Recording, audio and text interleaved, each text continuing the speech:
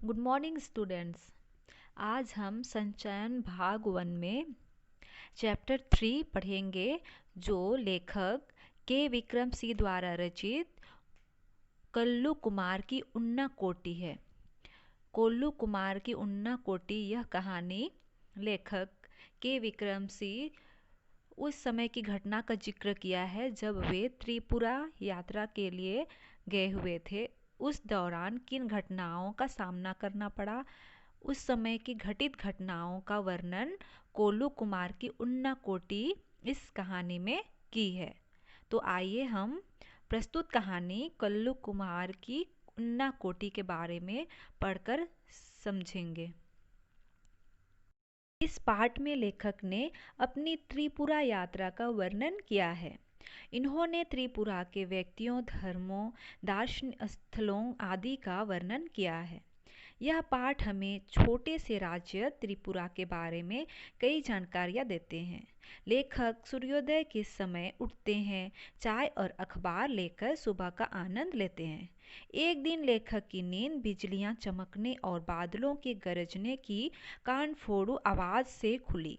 इस दृश्य ने उन्हें दिसंबर 1999 की घटना, जब वह ऑन द रोड शीर्षक की टीवी श्रृंखला बनाने से सिलसिले में त्रिपुरा की राजधानी अगरतला की यात्रा पर गए हुए थे।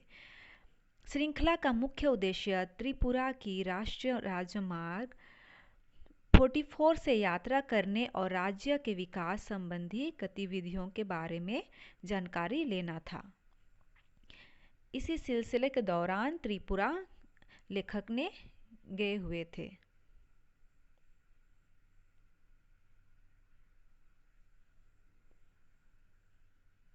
त्रिपुरा राज्य की जनसंख्या 34% है, जो काफ़ी ऊंची है। यह राज्य बांग्लादेश से 3 तरफ से घिरा है और एक तरफ से भारत के 2 राज्य मिजोरम और असम सटे हैं। सोनपुरा, बेलोनिया, सबरूम, कैलाश शहर त्रिपुरा के महत्वपूर्ण शहर हैं, जो बांग्लादेश करीब है। अगरतला भी सीमा चौकी से 2 किलोमीटर दूर है। बांग्लादेश पश्चिम बंगाल के क्षेत्रों से लोगों की भारी आवक ने यहाँ की जनसंख्या को असंतुलित कर दिया है, जो त्रिपुरा में आदिवासियों का क्षेत्र है। पहले 3 दिनों में लेखक ने अगरतला और उनके नज़दीक स्थित जगहों की शूटिंग की। उज्जैन महल अगरतला का मुख्य महल है, जिसमें अब वहाँ की राज्य विधानसभा बैठती है। त्रिपुरा में बाहरी लोगों के आने से समस्याएं पैदा हुई है, लेकिन इस कारण यह राज्य बहुधार्मिक समाज का उदाहरण भी बना है। त्रिपुरा में 19 अनुसूचित जनजातियों और विश्व के 4 बड़े धार्मिक स्थल हैं। अगरतला के बाद लेखक टीली यामुरा कस्बा पहुँचे, जो एक विशाल गांव है। यहाँ लेखक की मुलाकात हेमंत कुमार जमातिया से हुई। इन्हें 1996 में संगीत नाटक अकादमी द्वारा पुरस्कृत किया जा चुका है।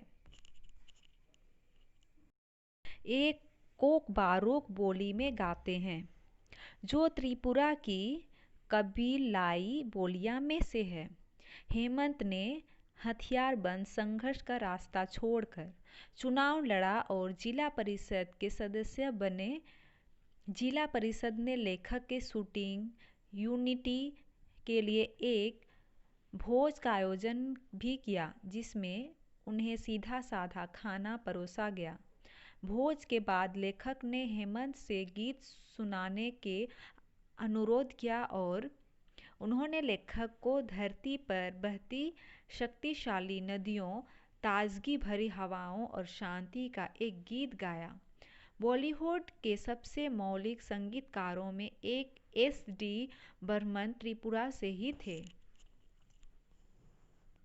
टीली यामुरा शहर के वार्ड नंबर 3 में लेखक की मुलाकात एक और गायक मंजू ऋषिदास से हुई।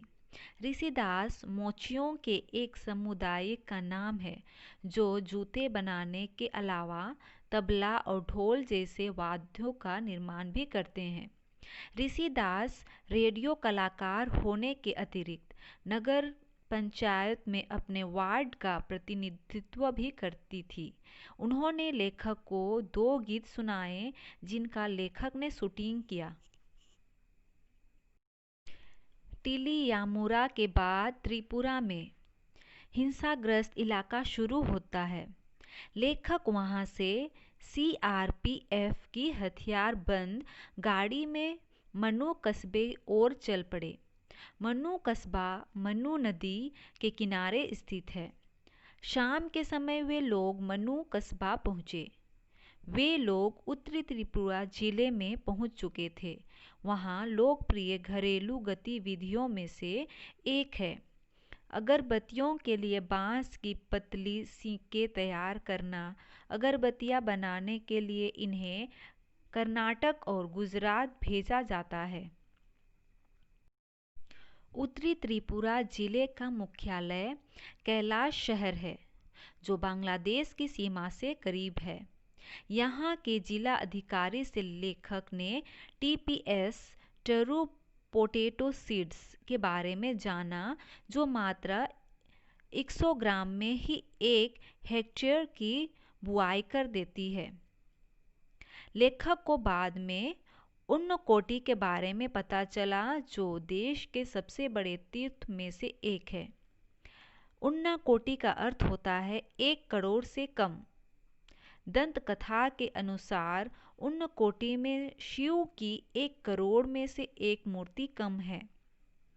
विद्वानों के अनुसार यह जगह 10 वर्ग से किलोमीटर इलाके से ज़्यादा में फैली हुई है। पहाड़ों को अंदर से काटकर मूर्तियों का निर्माण किया गया है। एक विशाल चट्टान पर गंगा अवतरण की कथा को चित्रित किया गया है।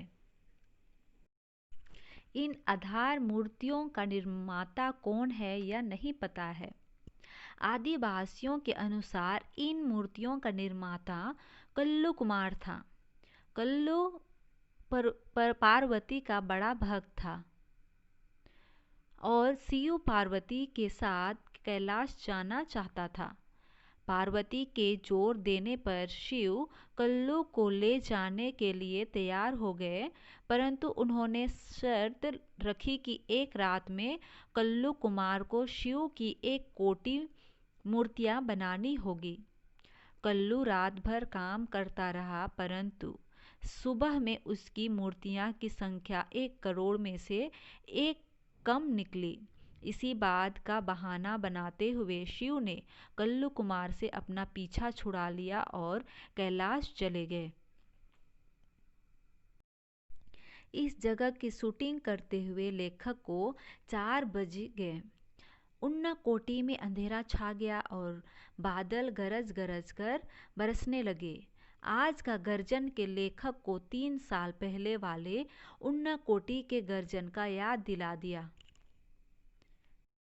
इस प्रकार प्रस्तुत कहानी कल्लू कुमार की उन्नकोटी, जो के विक्रम सिंह द्वारा लिखित है, यह कहानी हमें ज़रूर समझ में आ गई होगी। यह संक्षिप्त कहानी अभी हम पढ़ चुके हैं, तो हमें यह कहानी अच्छी तरह से समझ में आ गई होगी। तो आप अपना पुस्तक अच्छी तरह से पढ़कर फिर से अच्छी तरह से समझ लीजिएगा।